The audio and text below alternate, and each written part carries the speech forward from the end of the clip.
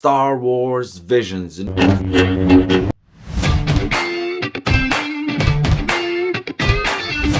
Star Wars Visions is an anime anthology series produced by Disney Plus and Lucasfilm Animation. It is made in collaboration with 7 Japanese animation studios like Trigger, and this is a kind of unique experience, an experiment that they did on expanding the Star Wars universe in an anime style. And today we are going to rank all 9 episodes from my point of view. This is just my ranking, starting at number 9. Tatooine Rhapsody. Now this is a space punk rock opera of a story about a young Jedi, aligning with band, a literal band, Boba Fett and Jabba the Hutt and many others that appear in this episode. It was a nice cutesy style animation, kind of like My Hero Academia, but I enjoyed it, but it didn't do anything for me, I didn't feel anything. I didn't feel it was part of the universe. I didn't feel it had a connection with it, and didn't have a connection with me. So, going on at number 8. The Twins. Now, you say, what? That was an awesome episode about twin, brother, sister, dark side, both Sith, but one realigning with the Jedi way, realigning with his morals, and they battle each other for not having the same purpose once more. Now, this is a combat, action-packed episode that it was enjoyable, but it was only that, It's like it was too visceral in a way that it didn't have consistency or substance. It had a message. Now, I'm gonna say this, every episode has a message. Every episode has a theme, and that's nice. It didn't quite do anything for me, so I'm feeling things in a much more moral, philosophy way. I need something or more grounded or something much more spiritual, not something in between that doesn't have substance. So The Twins was a little better. It had a much bigger theme, that Tatooine Rhapsody, but it didn't do that much for me. Let's go at number 7. Now, Tobu, you see, even in its title, it's an honor and legacy to Obi-Wan Kenobi, unraveled in a Penocho story about a master Jedi in disguise, making a robot that he feels a strong connection with the Force. Now, this is a style of animation and genre called kawaii. It's very cutesy, it's very 80s style of animation that I really loved, and is something that it's similar to Studio Ghibli, maybe a little bit. I loved it, I think it had great themes, a great theme, and a great moral to the story. The robot was really, really cute and good, and it didn't have enough for me. I think it needed to be expanded much more on the emotional core. In 6th place, The Village Bride. It's an ecological warning sign theme. I love this episode. It had good family roots. It was all about the connection with nature, with a powerful connection with your land and not being stripped of it, and what we do to our land, what we do to our ecosystem, and it was a warning sign overall. The animation style was a little bit more crisp than the other ones. I loved it, but again, the emotional core for me was lacking. It's gonna get much better. At number 5, we have the Ninth Jedi. Now, this is taking place after Rise of Skywalker. We have stories here that are taking place in between Phantom Menace and the Return of the Jedi, and after Rise of Skywalker. Now, the Ninth Jedi takes place after the rise of the Skywalker, where Jedis are lost. And there is one Jedi that calls, makes a call to arms to actually, get rid of the remnants of the Galactic Empire, of the First Order. And this Jedi that makes the call to arms, that makes this signal to all Jedis, is tricked because he attracts Force users, but they are not actually, good Force users. So you get the gist in the Star Wars universe when you say good and bad, because it's pretty literal, Sith Jedi. The story has an emotional core. The story has a good structure, narrative speaking, has good action scenes, has good twists, and I liked it. Overall, it was entertaining, but just that. Going on at number 4,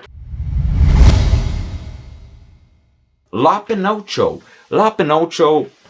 Now, this story I really liked because it was about an orphan animal hybrid character that found a family and gets really attached with this family, with this father and daughter dynamic. And this trio dynamic was amazing throughout the episode. This had an emotional core about family, about honor, about principles, and about sticking much more to your family than maybe to a whole community. First of all, you say, what is the greater good? What is the greater good in the Star Wars universe? And it had this, it has this twists and turns and this morally ambiguous characters that you don't know where they are going to go. Eventually it's predictable, but it has a good strong emotional core at its roots. It felt something out of a Miyazaki film, and it was great. Coming up at number 3, Akakiri. Akakiri is the 9th episode and the last in the anthology series. For me, it was Remnants of Revenge of the Sith, about sacrificing for the ones we love. It had such a deep, meaningful way of doing things, and even though it was short, it had the classic Hidden Fortress story that George Lucas was inspired by when making the story of Star Wars, about the hero, the princess, and the 2 comedic sidekicks. It actually is, this is the baseline of the episode. And from turning your morals and sacrificing your principles for the ones you love, to save the one you love, that was beautiful. That was a beautiful story. It is a beautiful story, and I think it had a great impact. And it resonated with what you have seen in Star Wars before, but not in the way you'd expect. So watch it. It's a Anakin Palpatine scene there that you're gonna like. Coming up at number 2.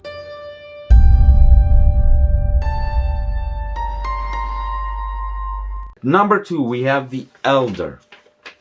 The Elder is a classic Jedi Master, Jedi Padawan story dealing with the classic rival of the Jedis.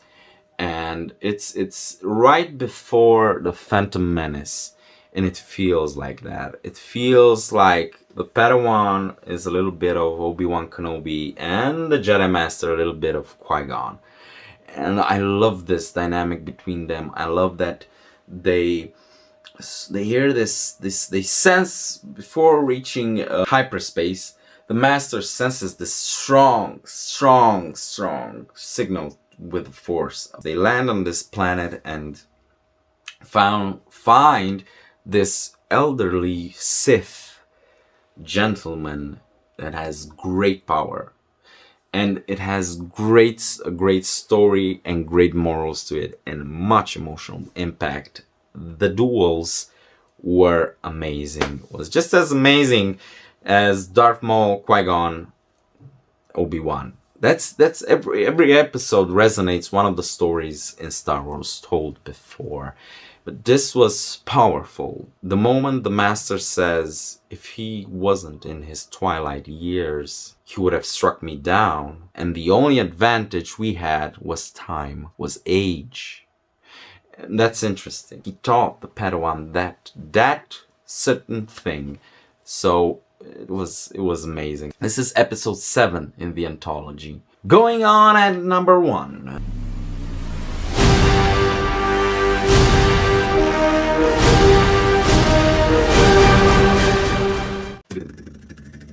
Is the duel. The duel is in a totally different style of animation. It's like it's come out of the manga, it's put on screen. It's the classic Yojimbo Rashomon Seven Samurai story, and it's set in an alternate feudal Japan in the Star Wars universe. It has the most exciting action scenes in all of the anthology. It has the most profound message. It has the best cinematography and in the series, and music. At one point, I haven't talked about the music, but the music in all of the episodes is great. It's wonderful. It's reminiscent of John Williams, but it is not the loner swordsman, let's say it like this, fighting the Sith Lord on a log, on a river, and you hear the remnants of Duel of the Fates. Chills. Blew my mind. This idea that he has a little robot, like a little, R2-D2. This droid has a classical Japanese cap on him, and it's great. You're going to see a lot of references from feudal Japan, a lot of elements from feudal Japan. You see a lot of characters that you recognize from the Phantom Menace and from the classic Star Wars trilogy. Characters that are from the same species, or that's where you're gonna see. The duel is actually a love letter to Lucas, to Star Wars, and I think the whole anthology is like this. It's, even though I rank them, I think they're all good. There is not one that is bad. You can say it's actually sucks, but no, they're all good. But the duel, it's the perfect mix of what Lucas intended to make. Star Wars Visions, I'm gonna give it a 9. This was amazing. This was awesome. If you love Star Wars, watch Star Wars Visions. See you next time.